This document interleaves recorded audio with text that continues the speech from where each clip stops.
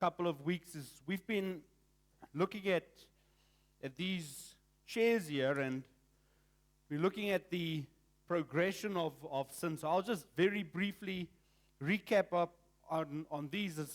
The first one, we called it the curiosity chair. This is where you get curious about sin. Then you move to the comfort chair, where you experience the very best of what sin has to offer. Unfortunately, you never get to stay here, because the fine print says you move on to face the consequences on this hot stove, where you start facing the consequences of sin, and then ultimately sinful actions lead you to the broken chair, where you just crash and burn. That's what we spoke about the very first week. Last week then, we said, all right, well, what do you do when you find yourself in these chairs? I said, when you find yourself crashing and burning, then don't deny what you've done. It's out in the open already, so don't deny it. If you find yourself facing the consequences of your own stupid mistakes today, then don't try to deflect. It was the devil who made me do it. It was the wife that you gave me. It was the other people. It was my dad. Just don't try to deflect responsibility away from yourself. Take ownership. If you are seated in the comfort of sin this morning and you say, well, you know what? I've got the best of both worlds. I can sit on a Sunday morning in church and I can look the part, but behind the scenes, I am still embracing secret sin. Then this is where you don't diminish what you are busy with. You face the reality according to the Word of God and you say, I am sinning against God. But last week we didn't talk about the curiosity chair, and we didn't talk about what happens when you find yourself curious about some sin. That's what we're going to talk about today very, very briefly. So we start by the scripture that we've been dealing with in James chapter 1, verse 14 and 15. I'm just going to read verse 14. That's to deal with the curiosity chair. It says, temptation comes from our own desires, which entice us and drag us away. The question to ask is this: how do you ensure that whether it's today, whether it's tomorrow, whether it's on Friday when your workers got a braai, what do you do when desire starts to entice you? How do you prevent falling into sinful action before you have to try to fight your way out of it yourself? Today I'm going to give you two things that can help you to get away from sinful action before you are caught up in its gravity. Before we do so, I just want to give you this two small things to give you a little bit of confidence. The first one is this: you are going to mess up somewhere. The Bible says in 1 John chapter 1, verse 8. This is what it says. It just tells it as it is. It says, if we claim we have no sin, we are only fooling ourselves and not living in the truth. All right? Is this a license to sin? No, it isn't. It's just saying, if you are going to get your driver's license, someday you're going to crash into something. It's going to happen. Make peace with that. But remember, the measure to which you improve determines the quality of driver that you are. The Christian walk is not a sprint. It's not a matter of saying, I got saved last week, this week I must be perfect. No. You're asking yourself, if this is a marathon and not a sprint. It just simply means I must keep the pace. And I must be able to look back and say, I've done 16 miles already. There's another 80 to go. But because God has been with me in the 16, I know He will be with me in the rest that lies ahead. And we know that He will help us to manage this marathon because the Word of God makes it clear. 1 John chapter 4, verse 4. There's this part of that verse that says, He who is in us is greater than he who is in the world. In fact, it speaks about the Holy Spirit and it says this. It says, because the Spirit who lives in you is greater than the Spirit who lives in the world. That is the Holy Spirit that we have in us. We have God living inside of us. There is hope for you and me to not get tangled into this curiosity chair. And why? Because Jesus is our helper. This is what the scripture says in Hebrews chapter 2, verse 18. It says that since He Himself has gone through suffering and testing, He is able to help us when we are being tested. This is the analogy that I have in my mind is my little girl wanting to close the sliding gate.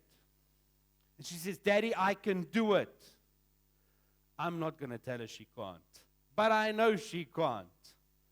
So what do? I stand just behind her, and she is pushing. And I'm not going to commit if she doesn't commit. I need her to give every ounce of energy that she has. And when she leans into that gate and she pushes it with all her might, I know she's committed. She's giving 100%. Then I just take my foot here at the back and I give her the momentum by sliding the gate. She thinks she's doing it. I'm actually helping her to get it done. Our struggle against sin is exactly the same. When we put in all the effort to say, Lord, I will not be caught up in sinful action. I'm going to resist the devil. I'm going to resist temptation. And I put in all the effort myself. Then God stands ahead of us, behind us, next to us, and He Himself brings the power that is necessary to overcome sin. What are these things that we do to insert all the effort on our side? I want to give you two simple things that you can do to insert all the effort and energy for you to avoid this curiosity towards sinful actions enticing you and eventually dragging you away. The first one is simply this: create distance. Create distance between yourself and this chair right here. There's this awesome scripture, Psalm chapter 1. You may know it very, very well. And it is so simple that it maps out both of these principles for us in easy language. Verse 1 says this: Oh, the joys of those who do not, what does it say? Follow the advice of the wicked, or stand around with sinners, or join in with mockers. You see the three things that is highlighted there that gives you such joy in life? It's this: if you create distance between yourself and that which can entice you to sin. If you don't follow the advice of the wicked, stand around with sinners, or join in with mockers. Those are very, very simple things. One scripture that is highlighted here in my mind, it's etched into my soul, is the scripture in 1 Corinthians chapter 15, verse 58. when you look at that scripture, it's just an insert into a long conversation, and it tells you this. It tells you, remain steadfast and be immovable. It says, be strong and immovable. Make sure you don't lean into or give into the people that are saying to you, I think I've got better advice than what the Word of God is giving you. People who say to you, you know what, I think the Bible is outdated. It's 2,000 years old. This is the 21st century. I think you need to evolve your thinking. No, I'm going to remain steadfast, and I'm not going to move an inch closer to that. In fact, here's what the Word of God makes it so clear. We touched on this scripture last time. This scripture last time simply says this in 2 Timothy chapter 2, verse 22. It says, run from anything that stimulates youthful lusts. Get back to the second part of that scripture right now. But this is what it says. It says, run from anything that stimulates youthful lusts. Now, people say, well, where do you run to? They say, no, run for the hills. Run for the hills, my child. You know what? The unfortunate thing about those hills is there might not be the same kind of sins that you are fleeing, but there's different kinds of sin there. You won't be safe when you run for the hills. You won't be safe when you run for the valleys. You won't be safe when you try to flee into the ocean. You won't be safe when you're sitting in the middle of the bush, away from anything that can, in such a way, entice you to sin. You know what? Because you are still there. And there is still a sinful part of your being that is being transformed and will only be completely made holy when we step into paradise. You cannot run for the hills. The only place that you can run is towards Jesus Christ. Remember that scripture in the Bible, that story where the house is there, there's a demon inside. The house is cleansed of the demon, but nothing else replaces it. What does the scripture say? 7 worse demons will come, and they will occupy that house. If your perception of becoming more like Jesus is just running away from bad things, yes, you'll get away from the bad things that you've been running away from, but worse stuff will take its place unless you fill that space, not with something, with someone. Your first job is to create distance between yourself and this chair. Your second job is to redirect your desire. I'm redirecting my desire, and I am no longer desiring these things that can entice me.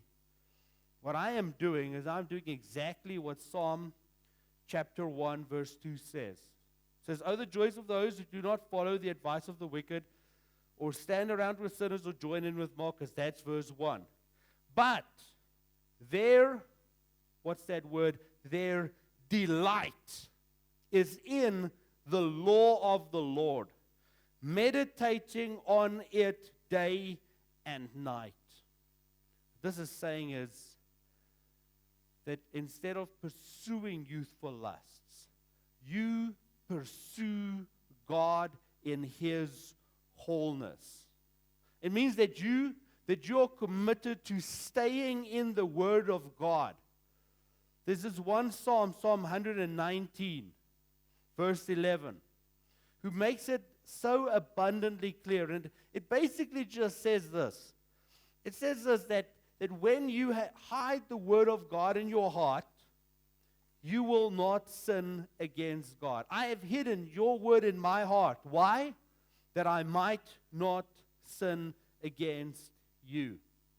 The more time you spend with the full expression of everything that God wants to tell humanity right here in the Word of God, the more you desire Him, the quicker and easier it will be for you to not be enticed and dragged away. It says your delight is in the Word of God, and you meditate on it day and night. Now, not too long ago, we spoke about that, and we said that one of the key things that you can do is you can memorize some appropriate scriptures. And that is a fascinating habit. That is a fascinating discipline to grow into. To take the Word of God and you hide it in your heart, you know it, so that even when you are driving, walking, talking, washing dishes, mowing the lawn, you've got Scripture ready in your mind to think about. I can just think about two that deals with this subject here, and they basically say the same thing. So choose whichever one you want. I'm a man. Probably going to choose the shortest one of the two. Remember this from Matthew chapter 6, verse 13. This is part of the Lord's Prayer. You praying this to God. And if you know the scripture off by heart, you pray this scripture at every junction in your life where you need it. And don't let us yield to temptation, but rescue us from the evil one. Hide that scripture in your heart. Meditate on it. And pray it continuously. You walk into work, there's a big stash of cash there. Lord, lead me not into temptation, but rescue me from the evil one. It's exactly what Jesus says in Matthew chapter 26, verse 41. This is what He tells His disciples. He says, keep watch and pray, so you will not give in to temptation, for the spirit is willing, but the body is weak. I can just imagine myself.